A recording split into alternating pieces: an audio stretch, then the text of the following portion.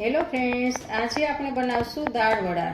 વરસાદની મોસમમાં ચા સાથે અથવા તો ડુંગળી અને મરચાં સાથે ખાવાની મોજ જ પડી જાય. તો ચાલો રેસીપી બનાવવાનું શરૂ કરીએ. હવે દાળ વડા બનાવવા માટે મગની છોતરા વગરની દાળ છે. ઉપરથી છાલ ઉતરી ગઈ પીળી દાળ હોય છે. એ છોતરા વગરની દાળ છે એને 1 કપ મેં લીધી છે અને 2-3 પાણીથી ધોઈ અને પલાળી દેવાની છે. હવે દાળને મેં 3 વખત પાણીથી ધોઈ અને સાફ કરી લીધી છે અને એમાં 1 કપ આપણે દાળ હતી તો 2 કપ આપણે પાણી નાખી અને એને ઢાંકણ ઢાંકી અને 3 કલાક માટે પલાળવા દેવાની છે. દાળને આપણે પલાળવા મૂકેલી હતી અને 3 થી 4 કલાક થઈ ગઈ છે. તો હવે આપણે જોઈ લઈએ કે દાળ આપણી જો પલળી ગઈ છે. આસાનીથી દાળો છે એ તૂટી જાય છે. આપણે પીળી દાળ લીધી છે, આની જગ્યાએ તમે છોતરાવાળી દાળનો પણ ઉપયોગ કરી શકો છો. હવે આ દાળમાંથી બધું જ પાણી આપણે નિતારી લેવાનું છે. તો આવી રીતે એક ગળણું લઈ અને એમાં બધી દાળને આપણે કાઢી લેશું.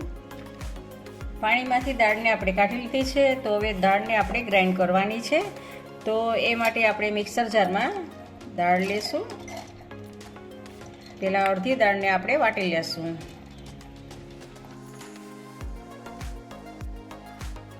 હવે આમાં આપણે 1 થી 1.5 ચમચી જેટલું જ પાણી એડ કરશું અને આપણે આને ક્રશ કરશું. જુઓ, આવી રીતે આપણે અધકચરી વાટવાની છે. એકદમ સ્મૂથ પેસ્ટ નથી બનાવવાની. તો આને આપણે એક વાસણમાં લઈ લેશું. જુઓ, આવી રીતે બધી જ દાળને આપણે પીસી લીધી છે. હવે બીટરની મદદથી આપણે આને એક જ દિશામાં આવી રીતે આમ ફીણવાનું છે. જેથી કરીને આવી રીતે ફીણશું એટલે હવાના કણ અંદર ભરાશે અને આપણા જે દાળવડા છે એ ઉપરથી ક્રિસ્પી અને અંદરથી એકદમ પોચા બનશે. તો આવી રીતે આપણે 2 મિનિટ માટે આને ફીણી લઈએ. તો 2 મિનિટ થઈ ગઈ છે અને જુઓ કલર પણ થોડોક આપણે લાઇટ થઈ ગયો. હવે આને આપણે ઢાંકણ ઢાંકી અને અડધી કલાક માટે આમને રહેવા દઈએ, રેસ્ટ આપીએ, જેથી કરીને આમાં થોડો કાથો આવી જાય. અડધી કલાક થઈ ગઈ છે. તો જુઓ, આપણે અડધી કલાકનો રેસ્ટ આપેલો હતો, એ થોડુંક અંદર આથા જેવું છે. ને હવે આમાં આપણે 1 થી 1.5 જેટલું તીખું મરચું છે, એ તમારે તીખાશ કેવી લેવી છે એ પ્રમાણે મરચું એડ કરશો અને સ્વાદ પ્રમાણે એમાં નિમક એડ કરશું. થોડીક આપણે કલર આવે એ માટે થોડીક જ હળદર એડ કરશું. અડધી ટીસ્પૂન આપણે મરી પાવડર એડ કરશું અને થોડીક આપણે હિંગ એડ કરશું.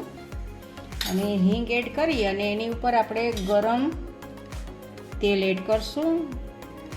ગરમ તેલ એડ કરવાથી આપણે સોફ્ટ એકદમ આપણા વડા છે એ સોફ્ટ બને છે. અડધી ટીસ્પૂન આદુની પેસ્ટ એડ કરશું અને અડધી ટીસ્પૂન જેટલી લસણની પેસ્ટ એડ કરશું ને થોડાક લીલા ધાણા એડ કરશું.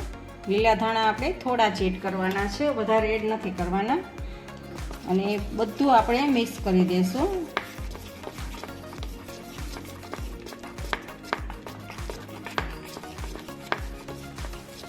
આમાં ઈનો કે કોઈ પણ કુકિંગ સોડા વગર જ આપણા જો એકદમ પ્લફી થઈ ગયેલું છે, એટલે એકદમ પોચા જાળીદાર અને ઉપરથી ક્રિસ્પી એવા વડા બનશે. તો આવી રીતે તમારે અડધો કલાક માટે રહેવા દેવાનું હોય છે, જેથી કરીને એમાં થોડોક આથો આવી જાય. આમાં આપણે સોડાનો બિલકુલ ઉપયોગ કરેલો નથી.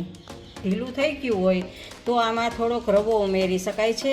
અને જ્યારે વડા પાડો ત્યારે એકદમ ફૂલ તેલ આવેલું હોવું જોઈએ. તો હાથની મદદથી આવી રીતે આમ વડા પાડતા જવાના છે.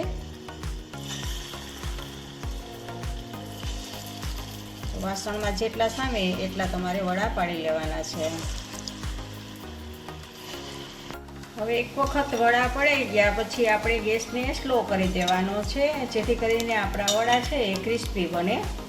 તો આપણે ગેસને સ્લો કરી દીધો છે.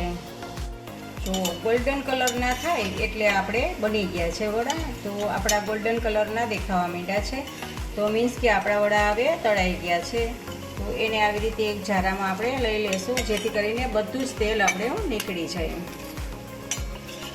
આવી રીતે આમ બધું જ તેલ આપણે નિતારી લેવાનું છે.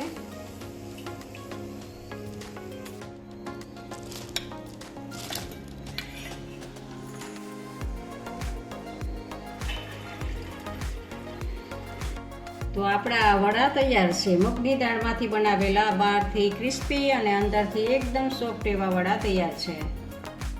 આપણે એક દાળવડાને ભાંગીને જોઈએ. જુઓ, ઉપરથી એકદમ ક્રિસ્પી છે, પણ અંદરથી તમે જોશો ને તો એકદમ જાળીદાર.